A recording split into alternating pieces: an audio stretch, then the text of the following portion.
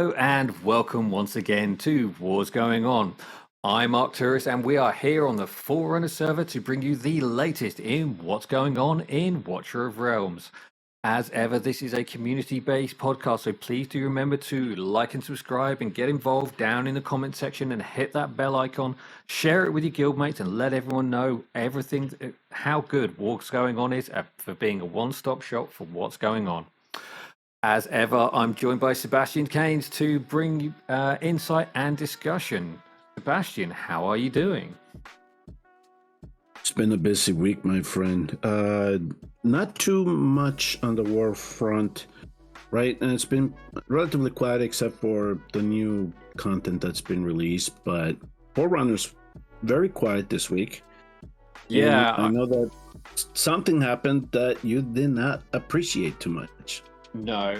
So Forerunner's server So Forerunner server, for those of you unaware, was a server where all of the beta players got dumped on when just before the game was released to global. It was kind of a way of stopping us coming into the game and just ruining everyone's experience. Unfortunately, as time's gone on, they haven't been bringing new players in. The older players are getting frustrated because their accounts are effectively locked. If they want to move to global, they have to start from zero.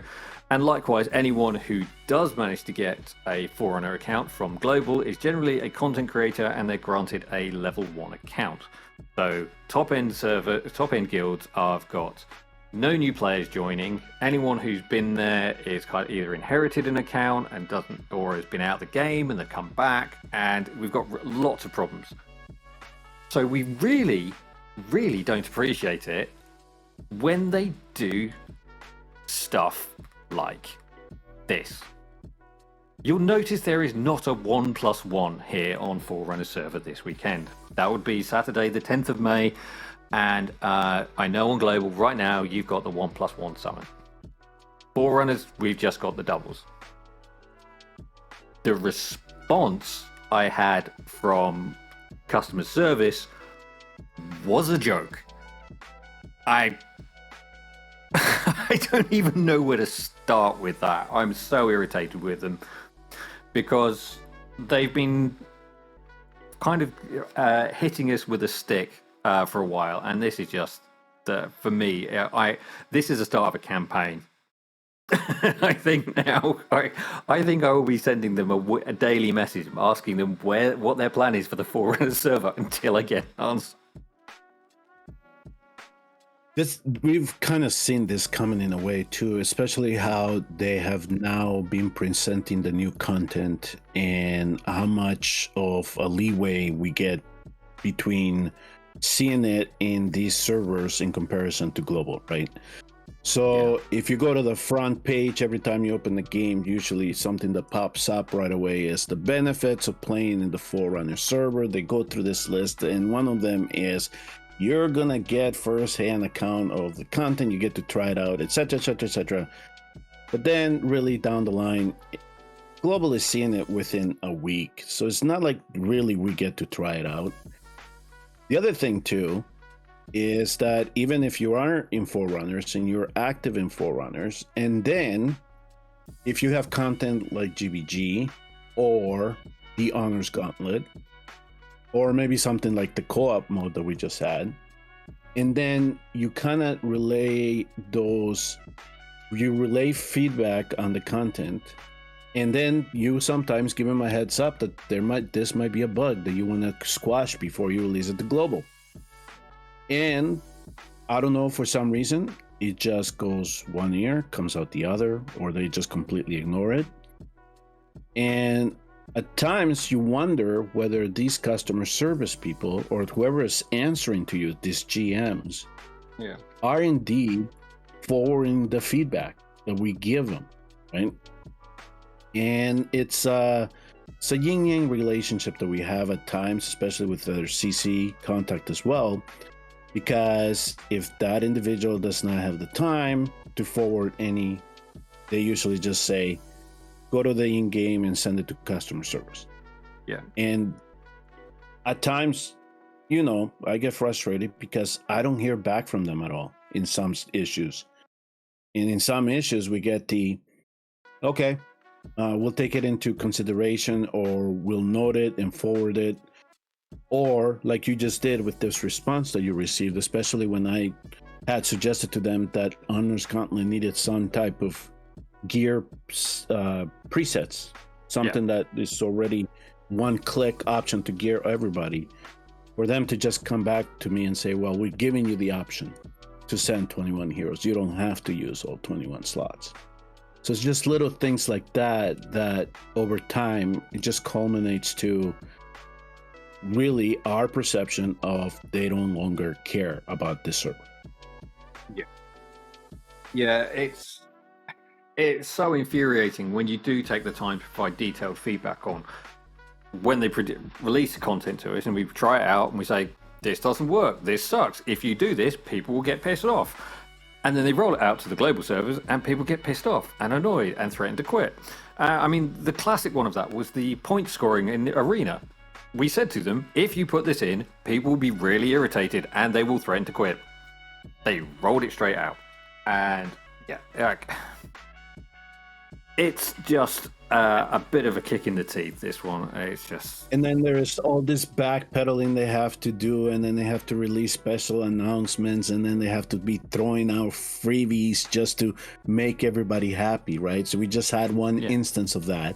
And if you want to discuss that, we can certainly do that. But it's like we give them a heads up. We're telling them issues are afloat here, and then they still push it through. So it's confusing at times. And this kind of goes back to the last episode, right? I don't understand why they need to rush the content. It's like, it just feels like, just push it. We don't care. We'll work on it later, type of it. So. Yeah, I mean, so the point that Sebastian was raising there was to do with the rage regen. Obviously, the rage regen, we mentioned that it was coming last week, and I'd said something feels a bit off, but I can't quite articulate what the issue is. And then obviously in the background, since it hit global, Fastidious did his investigation. He sent something off to the devs. They came out with this long response of, oh, yeah, crap, it's all gone wrong.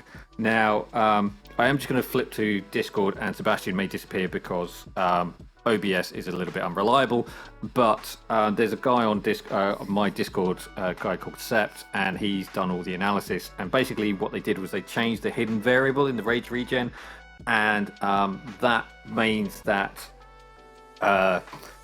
it was calculating differently, and the formula was supposedly more, what was being shown was a better representation, but it just meant that on very rage dependent fights such as in Abyss and in Arena, then the new formula, the formula which apparently they didn't intend to change but did, they screwed it up somehow. And anyway, so that changed. That's why everyone suddenly found that Abyss was suddenly a bit harder, their Arena was a bit more unreliable, and they rolled it back and they gave out, what was it, two Drake Stones, 5 Arena tickets, and 2 large stamina potions and some gems. I mean, that is big compensation. Yeah, and now they've gone back to the original issues when we kind of started to see it here in Forerunners, right? Especially with how Marybo's behaving, and I think the other hero was Aelin.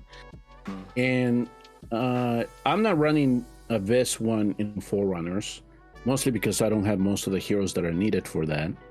But you had indicated that there was something going on glitch with that, and then I did notice that somebody in our guild thread said something about Kagiri was also off, or that the ultimates were going off during the magic phase and not necessarily when they had set it up during the physical phase.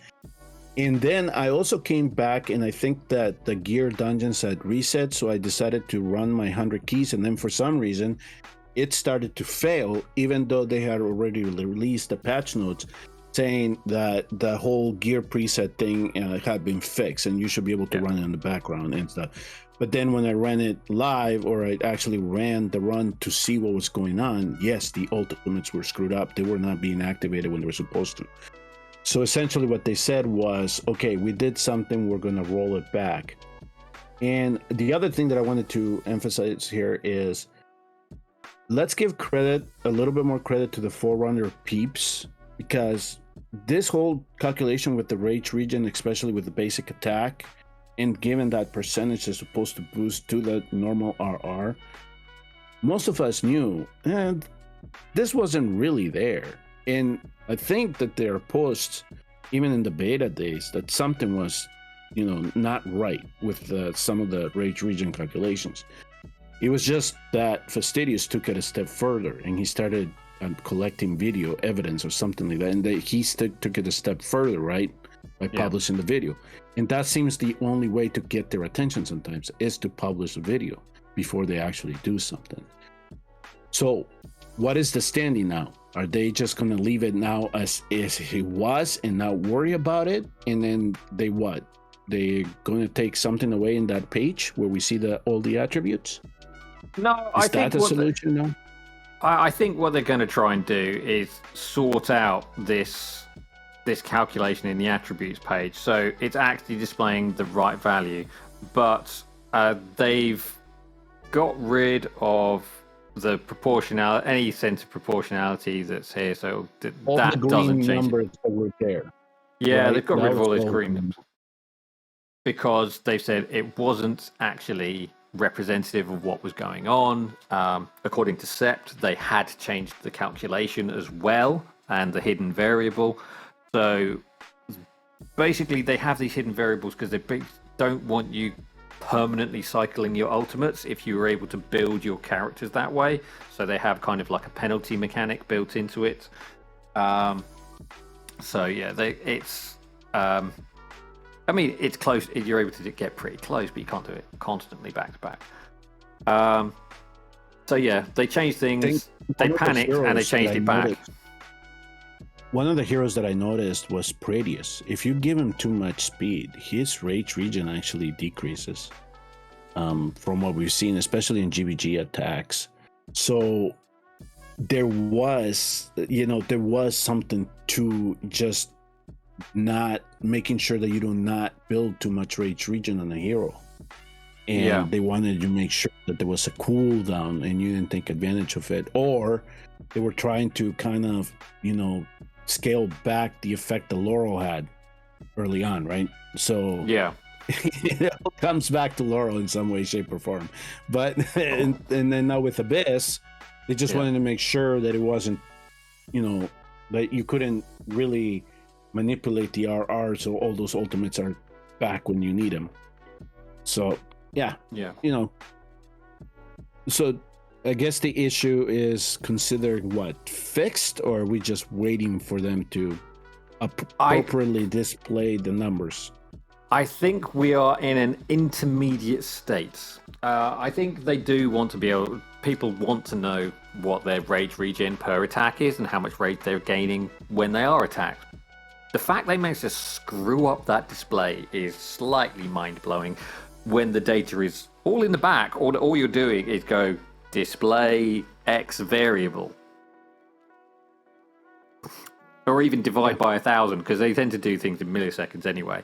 So, yeah. somehow I'm amazed at some of the things they managed to screw up just because of the way they've coded the game. Because you have to go back to the fact that Watcher of Realms was not the original name of this game. The code base could well be complete spaghetti code in the back. As we found, sometimes things do crop up from a long time ago, and it may be that Moonton have just inherited a pile of junk and they've made it work. But from time to time, you see something, it's like, but why? And this, I think, is a classic example of something which should be really simple to fix: a calculated variable and displaying it in effectively a column-based table should be so easy for a software engineer. You would think, right? But Yeah. we don't. There's just so many inherent problems already as it is with the code. We could spend multiple hours on it and pick apart every specific piece of content in this game, and we can tell you where there is some deficiencies in the coding. Yeah. Anyway, so enough ranting about 1+1s. I hope those of you who did something on 1+1 had good luck. And Rage Regen, I hope everyone managed to make use of their free keys. I decided to push for a 60k Abyss chest because it's the only other time I'm going to spend that much. I'm going to do that many runs on Abyss in one day, so why not? I didn't get anything from it, but it was nice to have the 8 chests from when it came in. Okay, so the only other real topic that someone came today. So Robin Hood, he's one of the guys on the Dragon Slayers. He's watches this, and he contacted me with this. So I have sent this to Sebastian separately so he can read his own notes. But it's gearing in the game, and it's the fact that people are spending so much time gearing. Especially when you have to switch between Abyss 1 and Nightmare 4, and then you're having to do the new gear raids, which are really challenging. So you need to move all your gear back over there. Then if you're in a high-end guild and you're running auto and you're running back mirrors, then you're having to gear up those heroes and get those set. And all of this just takes time. And it's just... So he gave the example here of like 60 clicks to set up each hero with the correct plan, going to in one piece of content, and that's just a big drag of time, and it's not how people want to be playing the game. And I think I'd say that's a fair assessment. I have the game running a lot. I don't often spend a lot of time playing. I'll be like gearing, and then I'll go off and do something else, and I'll come back, and it's like, oh no, I've still not finished gearing. Or I'll try and start the run. It's like, nope, I forgot to gear so-and-so, so I'll have to back out and try again. And yeah, it's frustrating. I do love the gear lock on the gear dungeons, and I do abuse that for getting my 100 stamina runs a day. It's like, oh, just 5 keys, bonus, go straight in, run them. I can buy 5 a week from the Awakening shop. So, yeah, it's easy. But yeah, this is... This was part of the Honors Gauntlet suggestion that I had made to them, right? That they should have introduced a gear preset system for either each one of the rows or just all 21 together. And I'm not talking about 21 different gear save plans, right? That you then have to go and individually click to make sure that each one applies to each hero. I'm talking about you lining it up, or you going to a screen, select, here is my composition together for Honors Gauntlet. You click, boom, everybody's gear, we move on. Yeah. So I do love this suggestion because it's something that we've said. You put together your AMR team, or you put together your Nightmare 4 team or your Abyss 1 team, and then you save that cast's gear set, everything, and you leave it as an option. This is something that other games have. It's not just the individual hero, but we're talking about teams, compositions that you can just do one click, everything is saved, and then you bring it in. Listen, yeah, we've made these suggestions before, so I don't know if it's a technical problem. They might say it's a technical liability or limitation, but I would think that given that we can save gear presets individually, that a team up should just be as well, right? And they've shown that with Gear Dungeon. So I don't know exactly. I think the only technical limitation would be that they would have to prevent you from selling any of that gear. And that might be, and what they'll probably argue is a database load. But we do know that they track every single piece of gear that comes through your account anyway. So, so for those of you who don't know what I mean, when they introduced the benefits for selling ancients, if you had sold ancients in the past, they then gifted you that relevant amount. So we know that they're tracking everything that's coming through your account. So. I was gonna say though, but even if like I made I made this change, it's like I sell a piece and it was part of one of the presets that I had saved, and it just shows the slot is empty. So I don't think that's the issue. I just don't. It's one of those things that I'm wondering. It's like, okay, so maybe in next month's patch we throw this quality of life feature on them because we don't have anything else, or I don't know if what exactly, because this is something that we've perennially been asking about. So yes, it's Robin, right? Yeah, Robin. Yeah. I understand this little bit of frustration because I do feel at times that I spend more time clicking around gear to go to different heroes so I can do the dailies and or farm a specific gear raid than actually playing the content. So, I would suggest you also make that suggestion. You put it into the Discord suggestion, or you send it directly in. And then if they don't respond to you, you always go back and say, hey, I submitted this feedback. Do you have an answer yet? Yeah. Yeah, it's definitely a good suggestion. And yeah, I just echo what Sebastian says. Do submit it as a suggestion to them. Yeah, see if anything comes of it.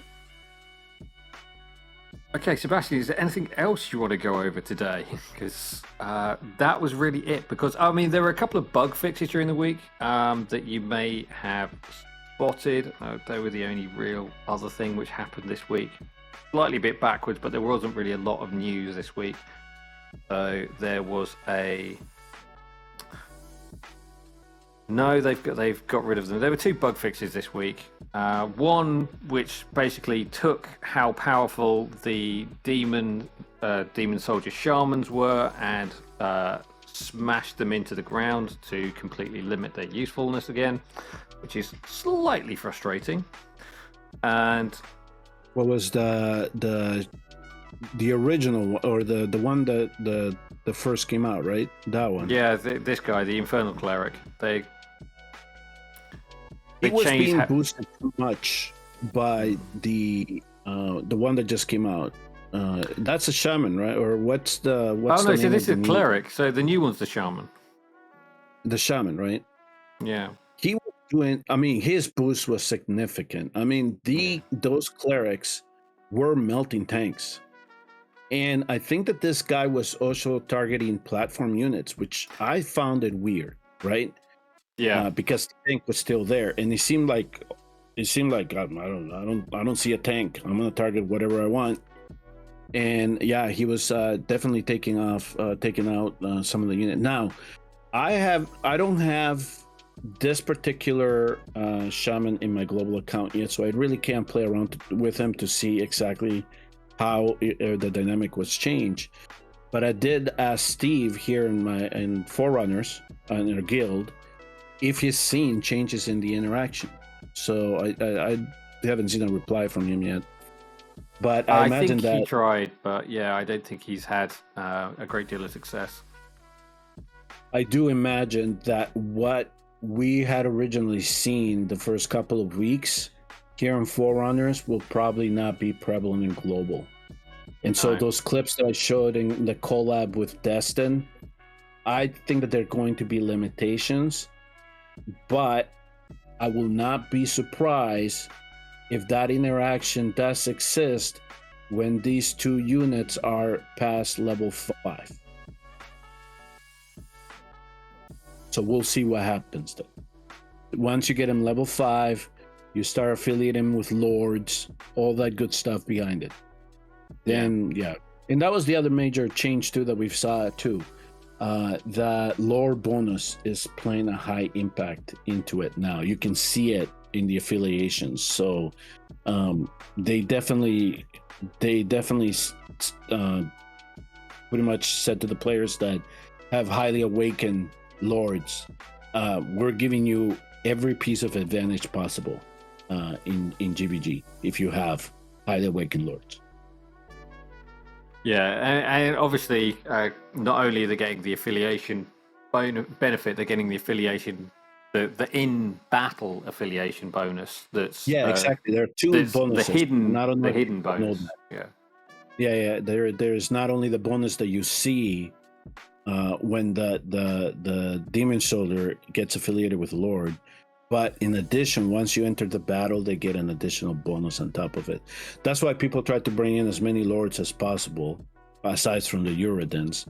And now that the Awakenings are having a major play into it, so you're gonna see a lot of their people try to lean their affiliation towards that, towards those bonuses. Yeah. Right. I don't really have anything else unless you've got something to talk about, Sebastian. No, I think by the time that this video is posted, my Lady Alexandra commentary will be out. And just as I foresaw, especially with GR324, she seems at the moment to be required to clear that. So I'm not too surprised with that. And she definitely was a big part of it in the Mother of Crows. And I had a chance to test her out in the test server.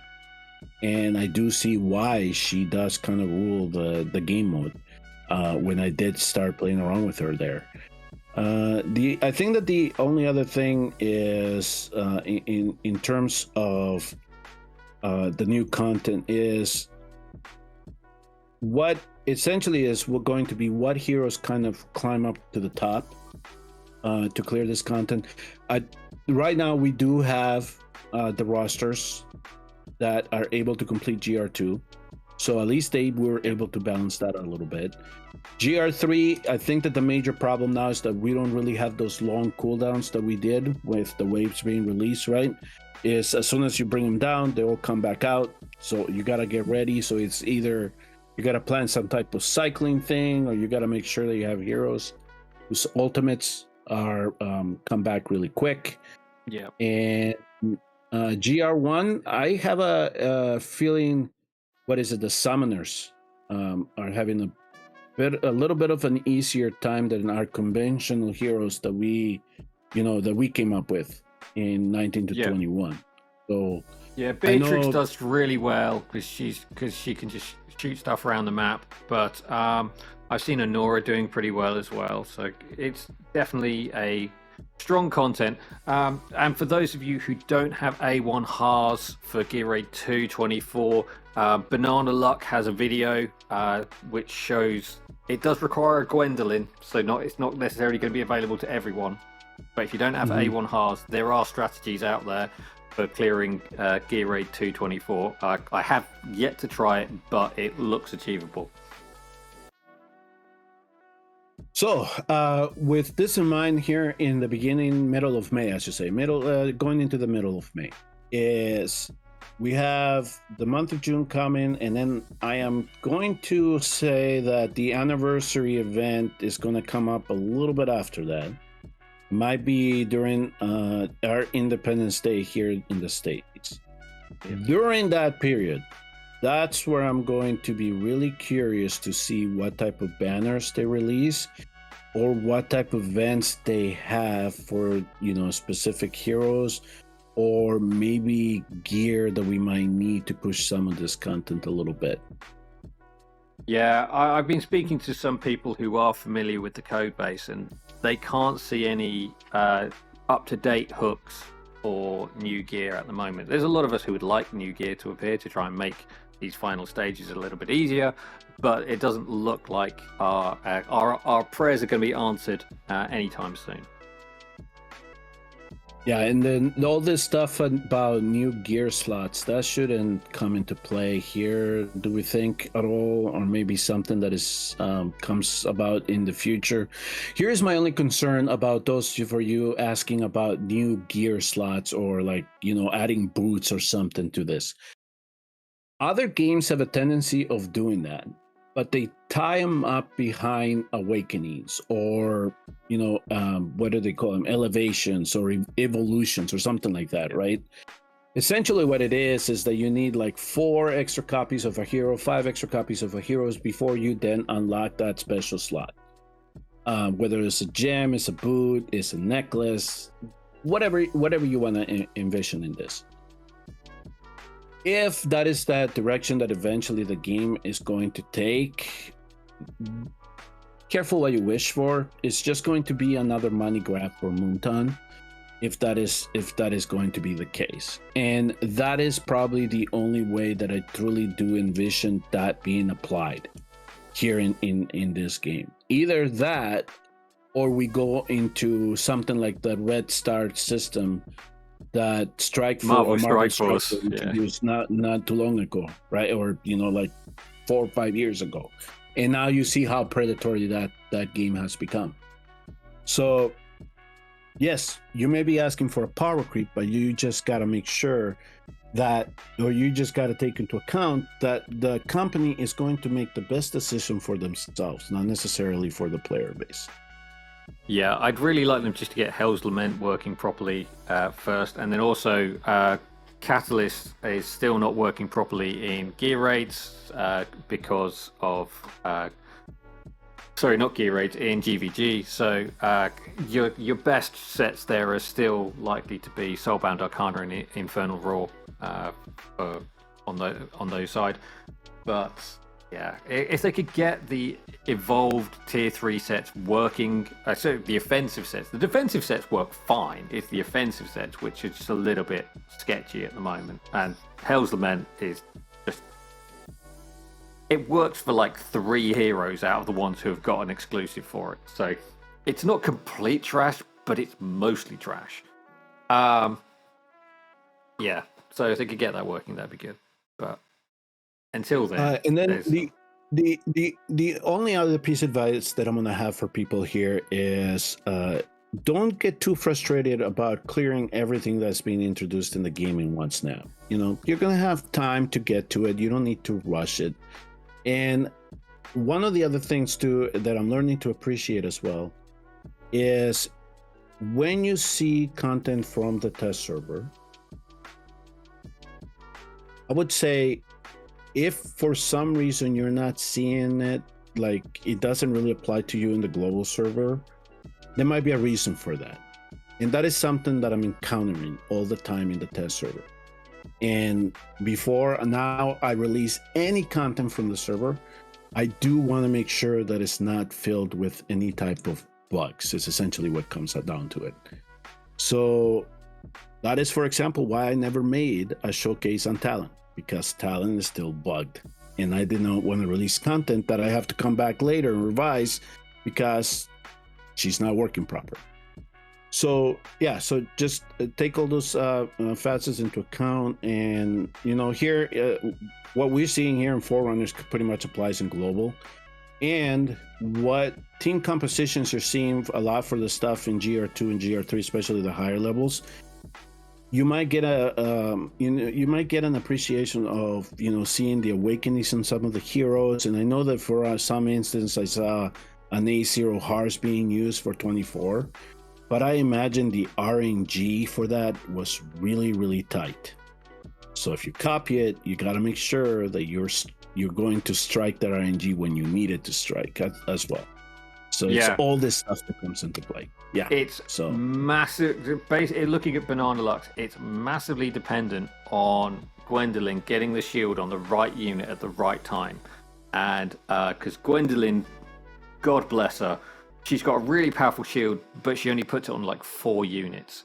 And if it doesn't hit on those right 4 units, then it's GG, and you're going to have to go away, re-gear to make sure that she's putting it on the right units so that you can survive the screams, because that's how that entire setup works. But yeah, it's... Well, with the Gwendolyn stand, it's not only the screams, but you also have to time, or she has to time it too, to take those hits from the Gardener Guards. And in 24s, those things hit really hard. I mean, I think that in one situation, I think I saw Destin put his healers in Guardian set, to make sure that they were able to stomach that hit, those 2 hits. So yeah, so it requires really precise timing. So it's all those things that you have to take into account when you watch this stuff. That's a strategy I've seen used in the Wasteland Titan, actually, putting healers in defensive gear, so they've got that extra bonus to defensive bonus to go to survive those big slams that he puts out. Yeah, that's what I do with my Aelin. She is in a Guardian, or now that they fixed Temper Will. I haven't tried a Temper Will, but I did have her on Guardian just to make sure that she was able to sustain it as long as possible. So, yep. So I mean, very quiet week here on Forerunner. So, and I didn't really have too much notes about this week in regards to the game, but right now I'm just kind of taking this wait and see perspective to see what comes down the pipeline of what the developers have to say about most of the suggestions that I'm submitting. But I know that there's other stuff in the background that I'm working with on them that I'm not at liberty to say, but I kind of have an idea of where their ideology is leaning at the moment, and that's what I want to wait and see. Cool. Well, I mean, when you have big episodes like last week, you do often sometimes find that the next episode is a little bit shorter. So thank you everyone for tuning in, and hopefully we'll have more to share in the next week with hopefully a new update coming on Forerunners, because we need something, otherwise this thing dries up. And I really don't want to talk about Arena, because I tried using my Valderon in single target, and it's just I'm now fodder for all the other Valderons who are stronger than me. So that's great success on that front. You're probably part of the group that is feeling the frustration. So I completely understand it. So, all right. So I'm just going to close it out by saying, if you did watch here all the way through the end, just leave a like, subscribe, and make a comment. Try to help push the algorithm a little bit, and let's get Arcturus to 500 here before the anniversary event. We'd really like to see that for him. Yeah, really close now. 469 at last count, and that could very well get to that 500 very, very soon. So thanks very much, and we'll see you all in the next episode. Bye-bye.